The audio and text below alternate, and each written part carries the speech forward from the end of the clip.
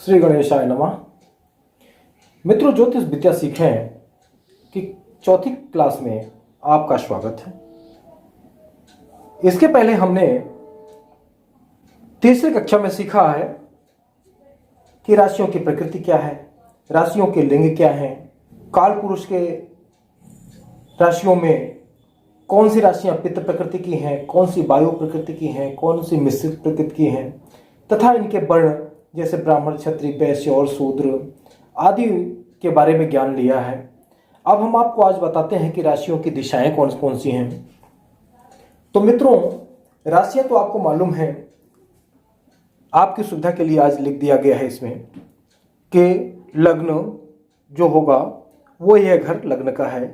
फिर पहली राशि अर्थात उसको मेष कहा जाता है, दूसरी वृष कहा जाता है, तीसरी मिथुन, चौथी कर्क, पांचवी सिंह, छठवीं कन्या, सातवीं तुला, आठवीं वृश्चिक, नौवीं धनु, 10वीं मकर और 11वीं कुंभ तथा 12वीं मीन होती है।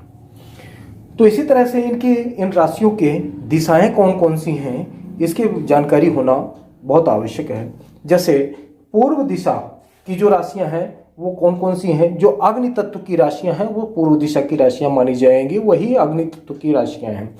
जैसे 1, 5 और 9, ये जो 3 राशियां हैं मतलब मेष, सिंह और धनु, ये अग्नि तत्व की राशियां हैं और ये पूर्व दिशा की राशियां मानी जाएंगी।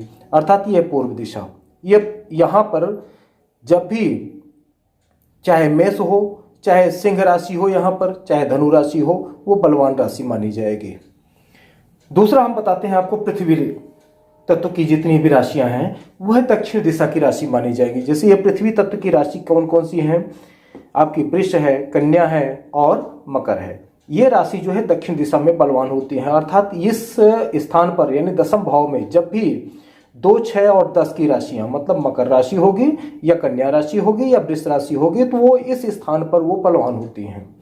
तीसरी है वायु तत्व, और वायु तत्व की जो राशियां हैं वो है कौन कौन सी, 3, 7 और 11 अर्थात मिथुन, तुला और कुंभ। ये जो राशियां हैं तो ये पश्चिम दिशा में बलवान मानी जाती हैं। अर्थात यह दिशा है पश्चिम दिशा की। तो पश्चिम दिशा में यहाँ पर जब भी ये राशियां आएंगी वायु तत्व की राशियां तो वो अपने आप में बलवान होंगी। और इसके बाद बचता है उत्तर दिशा। तो उत्तर दिशा में 4, 8 और 12, क्योंकि जल तत्व की राशियां जितनी भी हैं तीनों राशियां जल तत्व की हैं और ये जल तत्व की राशियां ये उत्तर दिशा में बलवान मानी जाती हैं। अर्थात यहाँ पर इस घर में, इस भाव में, चतुर्थ भाव में जब भी 4, 8 और 12 कोई भी ये राशि आएगी तो वो बलवान होंगी। अच्छा, इसके बाद बताते हैं कि दिन बली और रात्रि बली। तो दिन बली और रात्रि बली राशियां हैं, 2 तरह की राशियां हैं। कुछ राशियां दिन में बलवान होती हैं और कुछ राशियां जो हैं वो रात्रि में बलवान होती हैं। जैसे 5, 6, 7, 8, 11 और 12 अर्थात सिंह राशि, कन्या राशि, तुला राशि, वृश्चिक राशि, मकर राशि और मीन राशि, यह जो होती हैं वो दिन में बलवान होती हैं। अर्थात यह जो लग्न में यदि इस समय ये आ जाती हैं तो वो बलवान राशि मानी जाएंगी। और रात्रि वाली जो राशियां हैं वो मेष राशि, वृष राशि, मिथुन राशि, कर्क राशि और धनु राशि तथा मकर राशि, ये रात्रि में बलवान मानी जाती हैं। अब दिन वाली और रात्रि वाली राशियों के बाद में ये जब भी जन्म कुंडली देखना होता है तो इन राशियों के बारे में भी पहले जानकारी होना आवश्यक होता है कि यह रात्रि बली है या दिन बली है। इसके बाद उनमें ग्रह कौन सा है, वह बलवान है या नहीं है, वह अपने अग्नि तत्व में है कि पृथ्वी तत्व में है या वायु तत्व में है या जल तत्व में है, उसमें है या नहीं है। इसके बाद उसकी कैटेगरी देखी जाती है कि वो किस तरह का है, द्विपाद है, चतुष्पाद है कि जलीय है कि कीट राशि है, किस तरह से है। तो हम आपको बताते हैं कि 4 वो होते हैं। जैसे पहला है द्विपाद राशियां। द्विपाद राशियां कौन कौन सी हैं, मिथुन राशि, कन्या राशि, तुला राशि और 9 में का मतलब धनु का आधा भाग। जो धनु का आधा भाग होता है वह ये मान के चलिए कि धनु का आधा भाग जिसका प्रतिनिधित्व जो है मनुष्य धनुष लिए हुए करता है वह राशि, तो ये द्विपाद राशि में माना जाता है। चतुष्पाद राशि में मेष राशि, वृष राशि, सिंह राशि और धनु का आधा वह भाग जो घोड़े का होता है, तो वह चतुष्पाद राशियों में आता है। इसके बाद में जलीय राशि में होता है 4, 12, 10 और 11, अर्थात कर्क राशि, मीन राशि, मकर राशि और कुंभ राशि, ये जलीय राशियां होती हैं। तथा कीट राशि होती है वृश्चिक। यह वृश्चिक जो होता है ये कीट राशि होता है, इसलिए ये चतुष्पाद, द्विपाद आदि राशियों के बारे में भी जानकारी होना आवश्यक है। इसके बाद अपन बात करते हैं कि राशियों के गुणधर्म क्या हैं। तो हमने आपको कल बताया था कि चर राशि कौन कौन सी हैं। चर राशि 1, 4, 7 और 10, जो ये केंद्र में है, ये 1, 4, 7 और 10 ये चर राशियां हैं। अर्थात मेष राशि, कर्क राशि, तुला राशि और मकर राशि, यह चर राशियां होती हैं। इसके बाद स्थिर राशि कौन कौन सी हैं? वृष राशि, सिंह राशि, वृश्चिक राशि और कुंभ राशि, ये 4 राशियां स्थिर राशियों में गिनती होती है इनकी, और स्थिर राशियां ही कही जाती हैं। और द्विस्वभाव राशि, द्विस्वभाव 3, 6, 9 और 12, अर्थात मिथुन राशि, कन्या राशि, धनु राशि और मीन राशि, यह राशियां जो होती हैं इनको द्विस्वभाव राशियां कहते हैं। अब हम इसका विवरण आपको देते हैं कि इसका क्या फल मिलता है। तो मित्रों, चर राशि जो होती हैं वो कौन कौन सी होती हैं? मेष राशि, कर्क राशि, तुला राशि और मकर राशि, ये 4 राशियां यदि केंद्र में हों तो इसका क्या फल होता है, क्या अर्थ होता है? तो चर राशि यदि लग्न में है और चंद्रमा भी चर राशि में स्थित है तो जातक कोई भी निर्णय किए बिना, विचार किए बिना निर्णय तुरंत बदल देता है, और कोई भी निर्णय वो है बिना विचार किए ले लेता है। जल्द ही कोई विचार आया और तीव्रता से बदल गया, यह कहें कि मन स्थिर नहीं रहता। इसके पश्चात है स्थिर राशि, अर्थात स्थिर राशि में जब भी चंद्रमा रहेगा या वह लग्न में स्थिर राशि कोई भी रहेगी, जैसे वृष राशि है, सिंह राशि है, वृश्चिक राशि और ये कुंभ राशि, ये 4 राशियों में से किसी भी राशि में या तो चंद्रमा रहे या तो यह लग्न में रहे, ऐसी स्थिति में यह आप मान लें कि जातक का मन बलवान होगा और वह निर्णय जो लेगा वह अकाट्य होगा। निर्णय भले ही देर में हो परंतु अपनी मंजिल को वह अवश्य पहुंचेगा, अपने कार्य को पूर्ण करेगा और दुश्मनी की गांठ बांध गई तो खुल नहीं सकती। यह है स्थिर राशियों का निर्णय। और गृह प्रवेश आदि भी स्थिर राशियों में ही मुहूर्त निकाला जाता है, जिससे लक्ष्मी का जो आपके घर में प्रवेश है वह स्थिर रहे। इसके बाद है द्विस्वभाव राशियां 3, 6, 9 और 12, अर्थात मिथुन राशि, कन्या राशि, धनु राशि और मीन राशि। यह 4 राशियां ऐसी हैं कि बुध और गुरु इनके स्वामी है। इन ग्रहों की राशियां यदि लग्न में हों या इन पर चंद्रमा हो तो ऐसी स्थिति में निर्णय लेने की क्षमता जातक की होती नहीं और विचार ही करता रह जाता है। तब तक वह काम या तो किसी दूसरे के हाथ में चला जाता है और या तो वह काम बिगड़ जाता है। मित्रों, अब बात करते हैं ग्रहों के गुणधर्म की। तो हमारे ग्रह हैं 9, सूर्य, चंद्र, मंगल, बुध, गुरु, शुक्र, शनि, राहु और केतु। यह 9 ग्रह हैं। इनके गुणधर्म क्या क्या होते हैं ये आपको बताते हैं। कैसे हम जब किसी की कुंडली में किसी निष्कर्ष पर पहुंचना होता है तो हमें सबसे पहले इन ग्रहों के कारकत्व के बारे में जानकारी होना चाहिए कि ये कारकत्व क्या है, इनके क्या कार्य करते हैं, ये किस चीज़ में ये ज़्यादा फल देते हैं। जैसे सूर्य किसका कारक है? पिता का कारक है, व्यवसाय का कारक है, रोजगार का कारक है। सूर्य ऊर्जा का स्रोत है, सबका आत्मा है, जगत का पिता है, न्यायाधीश है। सूर्य डॉक्टर है, राजा है, फैसला करने का कारक है। डॉक्टर पेशे में दवाइयों का कारक है, निर्णायक है तथा निर्णय करने की क्षमता है। अग्नि का प्रतीक है और उसका स्वामी है। इनका स्वरूप दुबला, लंबा, अल्पकेश, गंजा सिर है और इनका गहरा भूरा रंग है। यह पुरुष और क्रूर ग्रह है। सूर्य के धातु तांबा है। यह अहंकारी है, स्वाभिमानी है, दंभी है, राजसी होता है, दार्शनिक होता है, दृढ़ इच्छा शक्ति का स्वामी होता है। यह ईंधन, त्वचा, औषधि, वैद्य, चिकित्सा, दवा निर्माता तथा व्यापारी, अनाज, गेहूं उत्पत्ति, रोगों से बचाने की शक्ति, भगवान शिव का पूजन करने का विधान और स्वर्ण आभूषण, न्यायाधीश, बिजली का करंट, दूत, राजा का अनुग्रह, नेत्र, विज्ञान की आत्मा तथा हड्डियों का कारक होता है। अर्थात यह जो सूर्य है यह पिता, व्यवसाय, रोजगार के साथ साथ जितनी भी चीज़ें बताई गई हैं कि यह अल्प केस होता है, गंजा होता है, सूर्य इसका बालों की कमी होती है तथा इनका गहरा भूरा रंग होता है। यह पुरुष ग्रह है और क्या है, क्रूर ग्रह है। इसलिए इनसे शासित जो स्थान है सूर्य के हैं वो खुला स्थान है, पर्वत श्रेणियां हैं, पहाड़ियां हैं, प्रमुख शहर है, शिव का मंदिर है, न्यायालय है, जन समूह है, किला व पूर्वी दिशा का यह संचालन करते हैं। अब शरीर के हिस्सों में किन हिस्सों में ये वास करते हैं, तो सिर में वास करते हैं, पेट में वास करते हैं, यह हड्डियों में वास करते हैं, यह दिल, धमनियां और नेत्र में वास करते हैं, मस्तिष्क में वास करते हैं, कंठ और उदर में भी वास करते हैं। तो सूर्य का स्थान कहाँ कहाँ पर है, सिर में है, पेट में है, हड्डियों में है, दिल में है, धमनियों में है, नेत्र में है, मस्तिष्क में है, कंठ में और उदर में भी ये वास करते हैं। अब बात करते हैं चंद्रमा की। तो चंद्रमा मन और माता का कारक है। चंद्रमा जब भी कभी यहां लग्न में अग्नि राशि यानी अग्नि तत्व की राशि मतलब 1, 5, 9 अर्थात अग्नि तत्व की ये राशियां हैं 1, 5 और 9। तो 1, 5, 9 की राशियां हो और चंद्रमा हो या कहीं भी चंद्रमा 1, 5, 9 में होगा तो उस पर प्रभाव मोटापे का कम पड़ेगा।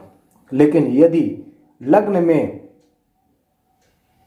जल तत्व की राशि 4, 8, 12 या चंद्रमा कहीं भी किसी भी घर में जल तत्व की राशि 4, 8 और 12 में होगा तो उस व्यक्ति को वह मोटा करेगा। लेकिन जब भी चंद्रमा की या तो चंद्रमा की निगाह सप्तम भाव में चंद्रमा या तो यहां होगा या तो यहां पर होगा, जब भी होगा तो यह व्यक्ति मोटा होगा, उसका शरीर स्थूलकाय होगा।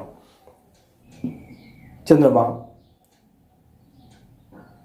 शुक्ल पक्ष की नौमी से कृष्ण पक्ष की नौमी तक बलवान होता है तथा कृष्ण पक्ष की अष्टमी से और शुक्ल पक्ष की अष्टमी तक वह क्षीण होगा। अमावस्या के दिन सूर्य चंद्रमा एक साथ होते हैं। जब सूर्य चंद्रमा एक ही अंश कला व विकला में होंगे तब अमावस्या समाप्त होगी और शुक्ल पक्ष प्रतिपदा प्रारंभ होगी। इस चंद्रमा के बारे में हम आपको बताएं तो चंद्रमा जब पूर्णिमा का चंद्रमा होगा, पूर्णिमा का चंद्रमा अर्थात जब यहाँ पर सूर्य होंगे यहाँ पर चंद्रमा होगा, या यहाँ पर सूर्य होंगे यहाँ पर चंद्रमा होगा, या यहाँ पर सूर्य होंगे और यहाँ पर चंद्रमा होगा, इस तरह से जब वो पूर्णिमा का चंद्रमा होगा अर्थात बिल्कुल 180 डिग्री पर होगा तो वह चंद्र बलवान होगा। अच्छा, जब चंद्र अमावस्या के बाद पूर्णिमा की तरफ बढ़ता है तब उसे युवा चंद्र कहा जाता है, और जब चंद्रमा पूर्णिमा से अमावस्या की तरफ बढ़ता है तब वह वृद्ध चंद्र कहा जाता है। और सबसे बड़ी बात आपको बताएं कि जब चंद्रमा इन किसी भी राशियों में स्थिर होगा और उसके साथ में यह राहु बैठ जाएगा, जब चंद्रमा के साथ में राहु बैठ जाएगा तो वह उसकी स्थिति कैसी होगी, ऐसी स्थिति होगी कि वह जातक के मन में जिंदगी भर मन उसका डरा रहेगा। वह अनावश्यक ही किसी कार्य को करते समय उसे डर सताएगा कि वह पूर्ण होगा या नहीं होगा। यह चंद्रमा के साथ में राहु की स्थिति बहुत भयंकर होती है, यह पूरे जीवन भर कष्ट देती है। अब बात करें अगर इस राहु की, तो यह राहु की क्या स्थिति है कि यह राहु जब चंद्रमा के साथ रहेगा तो पूरा मन को परेशान करता रहेगा। लेकिन यही राहु यदि सूर्य के साथ में आ जाए तो क्या होगा, जातक के ऊपर कलंक लगेगा और वह कलंक का भागीदार होगा, कोई कार्य बिना किए ही कलंक का दागदार होगा और भौतिकता का कारक है राहु। तो ये राहु बहुत बलवान है। ये राहु जिस भी ग्रह के साथ बैठता है उसकी शक्ति को या तो बढ़ा देता है या उसको बर्बाद कर देता है, ये दोनों काम करता है। अब इस केतु के बारे में भी देख लें तो ये केतु क्या है, जादू, टोना और नाना का कारक है। यह क्या करता है, जब सूर्य के साथ रहता है, केतु का यदि सूर्य के साथ में संयोग हो जाए तो केतु क्या है, ध्वजा पताका लिए हुए है केतु। तो होता क्या है कि जो धर्म, न्याय तथा ज्ञान की बढ़ोतरी करवाता है और धार्मिक कट्टरता का कारक है और यह केतु जो है अध्यात्म का भी कारक है। यह केतु अध्यात्म का भी कारक है। यदि यह केतु गुरु के साथ बैठ जाए तो इतना बलवान बना देता है गुरु को कि उसके ज्ञान के सामने कोई भी नहीं टिक पाता है। चलिए हम बात करते हैं अब चंद्रमा के साथ। इस केतु की यदि चंद्रमा के साथ में मिलन हो जाए, अर्थात एक ही राशि में अगर ये बैठ जाए, तो उसकी स्थिति क्या होगी कि उसकी उग्रता बढ़ जाएगी, क्योंकि चंद्रमा मन का कारक है और केतु भी उग्र कारक है। ऐसी स्थिति में उसकी मानसिक उग्रता इतनी तेज होगी कि वह धार्मिक संगठनों में उग्रता पैदा कर देता है। और जैसे मुस्लिम कट्टरपंथी व बजरंग दल एवं शिवसेना आदि का कारक भी चंद्र व केतु की युति है। मित्रों, हम अस्थिर मन की अगर बात करें तो अस्थिर जब कोई जातक चंद्रमा लग्न कर्क राशि या कर्क लग्न में जन्म लेता है तो वह अस्थिर मन का होगा, यह बात का धनी नहीं होगा। इसके तत्व क्या हैं? दूध, सफेद रंग, सफेद तरल पदार्थ, चांदी, चीनी, शहद, गन्ना, मीठी वस्तुएं, खोवा, चावल आदि चंद्र के तत्व हैं। यह नसों, धमनियों और मोटापे तथा पेट, बच्चेदानी, पेशाब की थैली, चेष्टा, सीना और अंडाशय और रक्त संबंधी रोग, पीलिया, श्वास की बीमारी, दमा, अपच, कफ, वायु प्रकृति का रोग देता है यह चंद्रमा। यह वैश्य जाति का है और जाति इसकी स्त्री है। दिशा इसका वायव्य अर्थात उत्तर और पश्चिम है। उत्तर और पश्चिम यह वायव्य दिशा, यह दिशा है इसकी कही गई है। अब इसके बाद बात करते हैं मंगल की। तो मित्रों, मंगल क्या है? मंगल पतली कमर, लाल आंखें, घुंघराले बाल, अस्थिर बुद्धि, दुराग्रही, जबरदस्ती करने वाला गुंडा, युवक एवं अशुभ ग्रह है। मंगल छोटे भाई का प्रतिनिधित्व करता है। खून पसंद है। रक्तपात करना सेनापति का कार्य है। फौजी गतिविधियां, कॉमर्स की पढ़ाई, सड़ी हुई वस्तुएं, हवाई यात्राएं, हवाई सेना, रण क्षेत्र, सेना अध्यक्ष जहां कंट्रोलिंग पावर जैसे आईपीएस, सेना का उच्चाधिकारी आदि स्थान, फैक्ट्री जहां वायरर कक्ष हो, ट्रेन का इंजन, रसोई, रात्रि में कार्य करने वाले कर्मचारी, हत्यारे, षड्यंत्र, शत्रु, घाव, नेतृत्व शक्ति, मजदूरों का नेता, ट्रेड यूनियंस, पुलिस विभाग व स्कैंडल जैसे कोई राज खुलना, आग से कार्य जैसे खाना बनाना, लोहार का लोहा और गर्म करने का स्थान, भूमिपुत्र होने के कारण मिट्टी से कार्य होना तथा ईंट का भट्टा, घड़े का भट्टा, मकान का निर्माण, खेत खलिहान, खनिज पदार्थ, कच्ची धातु, सोना, मूंगा, हथियार, हथियार की तस्करी और तंबाकू का कारक यह मंगल है। ये इस तरह से यह मंगल के साथ में यदि युति शुक्र की हो जाए तो वह पे विलासता आ जाती है। यह मंगल के साथ में यदि शुक्र एक साथ बैठ जाए, कहीं पर भी युति हो जाए अर्थात एक साथ बैठ जाए, तो उसकी क्या स्थिति होगी? विलासिता होगा, वह विलास करने लगेगा। इसका रत्न है मूंगा तथा रोग क्या देता है? सिराओं व धमनियों की टूट फूट होना। आरबीसी, लाल रक्त कणिकाओं का नेतृत्व मंगल करता है। ब्लडिंग, गर्भपात, सेक्सुअल डिसीज यानी यौन रोग यह देता है। मासिक धर्म की अव्यवस्था और मंगल के नेतृत्व में होता ही रहता है। मंगल पापी ग्रह है, अतिचारी है, गुंडा है और एनर्जीवान भी है। पावर के बल पर यह हर व्यक्ति को अपनी शासन में रखना पसंद करता है और यही मंगल के गुणधर्म है। मित्रों, अब बात करते हैं बुध की। तो बुध के गुणधर्म क्या है? बुध है वाक पटुता का, शिक्षा का और भाषण का। इसमें अच्छे ग्रह के साथ रहने पर यह अच्छा कार्य करता है और बुरे ग्रह के साथ रहने पर यह बुरा असर करने लगता है। बुध क्या है? संवेदनशील है, नर्वस सिस्टम को कंट्रोल करने वाला है। नर्वस सिस्टम फेल होने पर आदमी देखता रहता है, बोल नहीं सकता, अर्थात लकवजा और पक्षघात जैसी बीमारियों का देने का यह कारक है। अर्थात यह बुध बहुत शक्तिशाली भी है और बहुत कमजोर हो जाता है। कमजोर होने पर भी यह बुरा प्रभाव देता है, क्योंकि क्या है, यह राजकुमार है, यह पूरे ब्रह्मांड का यह राजकुमार है।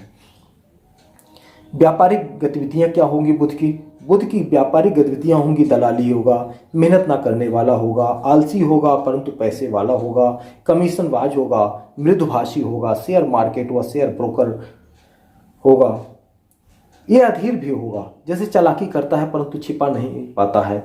ऐसे चर्च हो गया, स्कूल हो गया, खेल का मैदान हो गया, जुआ घर हो गया, पार्क हो गया, बर्बादी हो गया, इस तरह के बहुत से लेखन प्रतिभा हो गया, यांत्रिकी हो गया, या पूरा ननिहाल पक्ष का कारक है, तथा यह काव्य करने का शौकीन भी होगा। इसके बाद ये शरीर में किस अंग में ये क्या क्या देता है, जैसे नर्वस सिस्टम हो गया, जिह्वा हो गया, स्किन हो गया, गर्दन हो गया, इस तरह के बोलने की शक्ति का नेतृत्व यह बुध करता है। इसके बाद बीमारी में भी स्मरण शक्ति का कमजोर करना और गूंगापन आदि ये बुध देता है। बुध उत्तर दिशा का स्वामी है, अर्थात यह उत्तर दिशा में बलवान होता है। अब बुध जो है अनुभवहीन है, यह हमारे नर्वस सिस्टम को प्रेजेंट करता है। इसके बिना हमारा शरीर हिल भी नहीं सकता। पैरालाइसिस जैसे अटैक आना यह बुध की प्रधानता के कारण होता है। अब हम बात करते हैं बृहस्पति की। तो मित्रों, बृहस्पति क्या है? ये देवगुरु है। बृहस्पति क्या है? देवगुरु हैं। ये धन भी देते हैं, संतान भी देते हैं और शिक्षा भी देते हैं। पूरे ग्रहों में सबसे शुभ ग्रह हैं। देवताओं को शिक्षा देना इनका कार्य है। गुरु की सोच हमेशा कल्याण की भावना और पवित्रता की सोच रहती है। गुरु हमेशा अध्यात्म का सुख देते हैं और इसी तरह शुक्र भी शुभ ग्रह हैं और भोग विलास तथा पत्नी, वाहन, घर आदि के ये कारक हैं। यह दोनों शुभ ग्रह हैं और शुभ ग्रह गुरु और शुक्र के अस्त होने पर कोई भी शुभ कार्य, शादी, विवाह आदि मांगलिक कार्य नहीं होते हैं। गुरु भूरी आंखों वाले हैं, भूरे बाल हैं, स्थल का शरीर है, भारी आवाज है उनकी, मोटापन है, मिष्ठान प्रिय है उनको, पुरुष ग्रह हैं, शुभ हैं, पीला रंग है, पीला वस्त्र पहनते हैं और पीला फल खाते हैं, चमकीला, सच्चा दार्शनिक, प्रत्येक विज्ञान में रुचि रखने वाला, भक्तिवादी, धार्मिक भाव और ज्ञान व विवेक का मूल, धर्म, गुरु और शिक्षित व्यक्तियों के रहने का स्थान, धान या कोष का स्वामी है, बैंक बैलेंस या मुद्रा का स्वामी है, पीली वस्तु का स्वामी और सोना के ये स्वामी है। अब बात करते हैं कि इनका वर्ण कौन सा है। इनका वर्ण ब्राह्मण है और पूर्व और उत्तर की दिशा का जो कोना है अर्थात ईशान कोण के ये स्वामी हैं। इनकी धातु सोना है, रत्न इनका पुखराज है। अब बात करते हैं शुक्र के गुणधर्म की। तो शुक्र क्या है? गुरु की तरह ही शुभ है। शुक्र जो है गुरु की तरह शुभ है, परंतु गुरु देवता के गुरु हैं और शुक्र दैत्यों के गुरु हैं, अर्थात ही है राक्षसों के गुरु हैं। इनके घुंघराले वाले हैं और स्थूल शरीर है, स्त्रियोचित शरीर है इनका और पत्नी तथा प्रेम संबंध, इंद्रिय आनंद देने वाले, पारिवारिक आनंद और जीवनी शक्ति हैं। जल तत्व है इनका और श्वेत तथा आकर्षक हैं।